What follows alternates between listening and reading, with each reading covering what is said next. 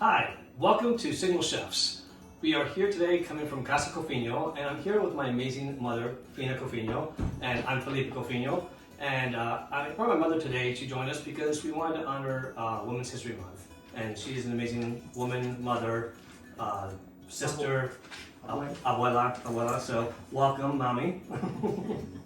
So I call her mommy, that is part of our culture. It is M-A-M-I, because my wife says that our children call her mommy, M-O-M-M-Y. So, but we're here today because my mother's going to show us how to cook empanadas. All right, so tell us, where did you learn how to make empanadas? Well, my mother used to make the big empanadas with jamón serrano and chorizo. But then this friend of mine, she always made the small ones not with the bread dough, but with the puff pastry dough, kind of a puff pastry. All right, so that's what we're trying to make today then, right? Yes. All right, so we're going to show you a recipe of how to make basically 2 dozen empanadas. And what we're going to have for you to use is right here. Very simple, a little bit of prep work. So if you get a chicken, this right here is about half of a whole chicken right here. And what I recommend is if you want to do your own chicken at home, great. This actually is half a chicken from Costco, so you can save a little bit of money and time. Get it there and then chop it up. This is about 2/3 cup of olive oil, and you can use whatever type of olive oil you like. Here we have 2 cans of diced and smashed tomatoes. Now we added a little bit of Rottel for a little bit of spice and a little bit of regular. So up to you if you want to use more spiciness or less. And then we have here 2 large onions, yellow onions, and then 1 whole head, chopped, yes, and then 1 whole head of garlic chopped. And then finally over here, if you want to make the dough yourself, great, but the little trick is get a packet of these saltinas. They are pre-made and pre-cut of dough ready to do the empanadas. So little circular doughs. And you have them in any Latin American market. They have I'm that. going to take you over to the stove and show you how to start cooking this. All right, we're back here and we're going to get started with the cooking. So we're going to take the 2/3 cup of olive oil and dump that in first, right? Right. And then what's next? Then heat a little bit, and when the oil is hot, not too much, we add the onions and let them cook until they are a little bit shiny, about 3 minutes or 4.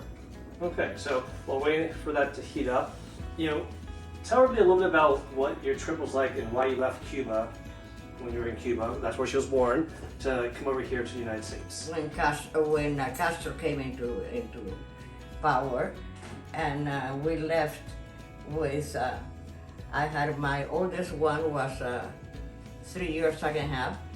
I have another one with 1.5 years, and I was 7 months pregnant of my third.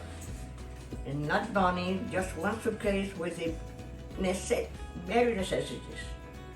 And then my brother was born about 2 years later. And then 7 years later, a little surprise came, me. So, all right, so are we ready to dump the onions in? Yes. All please. right. There we go, the 2 large yellow onions. And like you said, cook it for about 2 to 3 minutes till it gets nice and brown, golden brown. And make sure it's not too hot so that the oil doesn't splatter and burn you. And the next item we have is the garlic, right? Yes. So- that's the other. And after we put the garlic in, how long do we wait? Just the most 5 minutes. 5 more minutes, okay. And no, after the garlic, just 3 minutes. No, 3 minutes, you mean? Yeah. All right. And, Yeah, you can put the garlic all now. right, so let's put the garlic in. And then after a couple of minutes, we'll be right back to add the rest of the ingredients. All right, so now the onions are ready. The onions are ready. You can take a picture how they are look shiny. Nice little bit golden color to there. Yes, and now we add the tomatoes. All right, the 2 cans of tomatoes. Again, if you want to add Rotella for a little bit of spiciness, or you can just do plain tomatoes.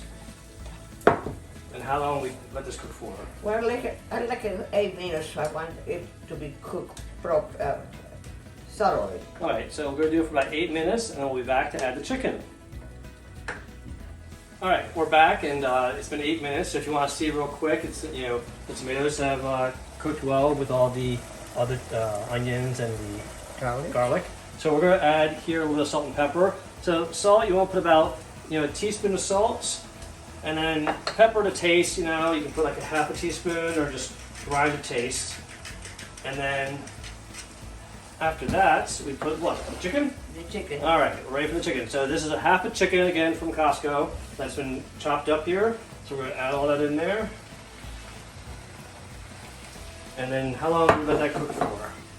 Well, another 5 minutes, no more than that. All right, so we'll let this cook for about 5 minutes, and we will start making the actual empanadas. All right, we'll be right back. All right, so it's been about 5 minutes now, and the chicken has cooked in with the tomato, garlic, and onions. And so we're gonna let this cool for about 20 to 30 minutes, and then taste it, make sure that the flavor's okay. And obviously, if it needs a little more salt, pepper, you can always add a little bit to taste. And we'll get started on making the actual empanadas.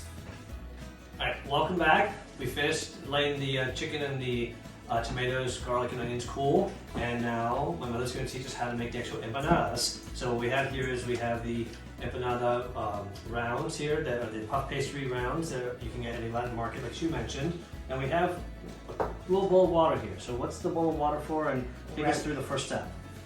First, we take a spoonful of this, a tablespoon, and put it in here. See, it's not that much you're gonna put too much, just a little bit there. So And then, 1 tablespoon or 1.5 small no, spoons. 1 tablespoon. And then you take this water here and go around the edges. All the way like that. And you close it.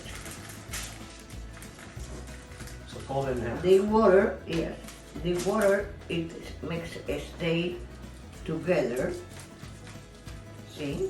All right, And- we'll try that over here. Let's see if this works. So push it down. All right, did I do it right? Yes. Okay. And then you take a fork and you go like this, so it will be very close. So when it's in the oven, it won't come out the filling. And it makes a little design. And you will put it then in the pan. All right, so let's make a couple more of these. Okay. All right. So obviously, if there's a little bit of time it takes to actually do these, but you can get some help, like my mother's recruited me, or you can get some of your kids or friends, or have a little cooking party. So again, it takes a little bit of time, but it's fairly easy to make, as you can see. An empanada party. So Then the other thing that my mother did in her career was she was also a teacher for how many years? 50 years. 50 years, and she taught Spanish for kindergartners, all the way up to 8th grade. And she actually started a language program here in Montgomery County, right? Yeah. And so with that, she had a lot of impact on a lot of kids, because think about how many kids you actually, how many teachers you have for more than 1 year. Usually your 2nd grade teacher was different than your 3rd grade teacher. When people had Senora Cofiño as a teacher, they basically had her for kindergarten all the way up to 8th grade every year. So she got to know her students very well. And when did you retire? When I retired, I started teaching in 1969 at Holy Redeemer, but I was teaching a few years before I defled the program. And then I retired in 1984. And in 1984, I retired, and one day my daughter-in-law, Michelle, Felipe, Daughter-in-law. Which was not 84, 2004. No, 2014. 2014, I'm sorry. You're tired. Yeah. And she told me if I would like to do some substituting. I said, yeah, why not? I like it. I like teaching. So she said, well, come over to the school.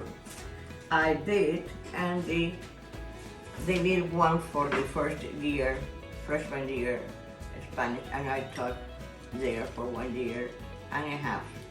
So that was at Stone Ridge School for the girls. Stone Ridge School of the Sacred Hearts. School of the Sacred Heart, yes.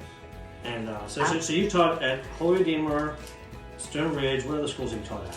I taught also the foreign language program for elementary schools and at Holy Child High School. And did you also teach good counsel a little bit too, or no? I did good counsel in the summer program. So you taught for 50 years Spanish, and how old were you when you retired? 84. 84 years old. And today, here she is, teaching me how to cook still at 91 years of age. And she still, if you take a shot over there of her iPad and her iPhone that she uses, along with her Apple Watch here. So technology and her are still friends, amazingly enough. So for any of you that say, oh, I'm getting too old to do something, I will never be able to use that excuse, because at 91, she's still learning how to do things. So another amazing reason why she's an amazing woman, mother, sister, everything. All right, so after we do this here and we finish our dozen, what's the next step? We have to put them in the oven? You put it in a pan, Okay. and then you take 1 egg, depending, or 2 eggs, depending what you need. And do an egg wash. Alright, so we'll be back in a minute to show you about the egg wash and how we put them in the oven, and some other ways you can actually cook them as well. Alright, we're back and we are getting ready to do the coating on the empanadas and put them in the oven. So, as she said, she's beating the eggs, and then how we just brush it on the top. Do we flip them or no? No, you have to make it just make sure also that you put some ham on that aluminum foil, yeah. So I sprayed Pam on the aluminum foil before I put the empanadas there, and so we're gonna mix this now. We're gonna put them in the oven at 400 degrees for about 20 to 30 minutes, right? Yes, it is. You have to check a bit after 20 minutes because it depends on the oven. Yeah, everyone's oven's different. Now, you can also make this deep fried in some oil. Do some vegetable oil or some vegetable oil, or what else? Peanut oil. But that is obviously not as healthy as you might want. And if you are looking for healthier, I will say, when you make these and you make 100 like my mother does, we freeze a lot of them, as she mentioned. Well, when you freeze them and you pull them out, one of the great things to do, put them in the air fryer. The air fryer heats them up and cooks them up really well, and it's definitely healthier than putting them in a vat of oil. So definitely try that. All right. That's it. Now, so I think we're ready, and then so when we come back, we will show the finished product, right? Yeah, because it will be all this. It will be now all brown and golden. So make sure you get the egg, beat egg in there nice and well, and put it in. And put your timer. And we'll be back in, well, how long? 20 minutes? Yeah. We'll check it? Alright, so we'll check it in 20 minutes and then we'll be back. Alright, we're back and these are done. So we're going to pull these out here. And, oh, wow. And we are going to throw these back in. Here. Set those for another 20 minutes. Alright, they came out pretty good, I think. Yeah, look how they are not sticking to the paper because you put some ham here. Alright, well, let's put some over here, and we gotta try some out here. Okay. Alright, so, and you can see, again, you want to keep an eye out, because if you leave them in there too long, they might get too dark and burnt. But these come out just right, and they're not leaking too much. And again, 20 minutes is not bad. Air fryer, we have some in the air fryer right now, and those come out just as good. So, it's really a personal choice. Alright, so. Alright, well, let's try one out here. Let's see how they, alright, take a look at this closely here as we open it up. Oh, look at that. That looks delicious. Hot. See how flaky there's another one, but it's not flaky. Well, this is really good. Very good. Alright, well, thank you all for joining us. Thank you to my mother for teaching us how to make empanadas. And come back next month for the next single chefs. And I will send some to the significance. Have a great day, everyone. Bye. Adios.